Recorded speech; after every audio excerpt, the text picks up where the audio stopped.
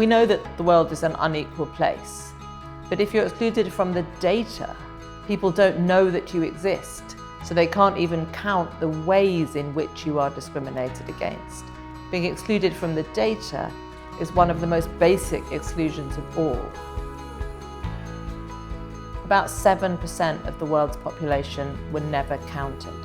Not being counted means you're effectively invisible to government policymakers.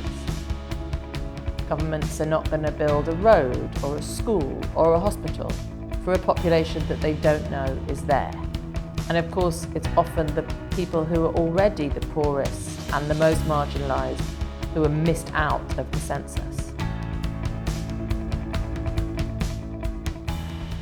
In the case of Ghana, it is particularly important because we had some regions that persistently have not been able to go above the poverty line. We need to try and get everybody on board because of the peculiarities, the heterogeneities with poverty within the country. In some areas, the deprivation is in the area of water, in other areas is in the area of sanitation. So there is the need to understand the peculiarities at the very lower level. Many governments do not really prioritize data collection. Money spent on data collection may not be very obvious to the average voter. But governments forget that without data, you'll get your policies wrong. Data is what tells you where you are and helps you get to where you want to get to. Next year, we're going to have the 2020 Population and Housing Census.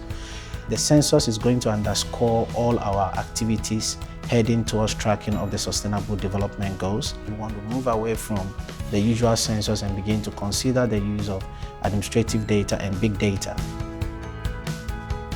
Collecting good data from clinics, from schools, an effective census, these basic things that governments have to get right. One of the things that we at the Global Partnership have been working with them on is the Africa Regional Data Cube, which is an infrastructure that gives 5 of our partner governments in Africa access to satellite data. And the government of Ghana is using that in all sorts of ways to understand what's going on with the environment and with agriculture. We're already seeing how Ghana is doing is inspiring other countries in the region and beyond, seeing how countries can learn from each other and all progress together.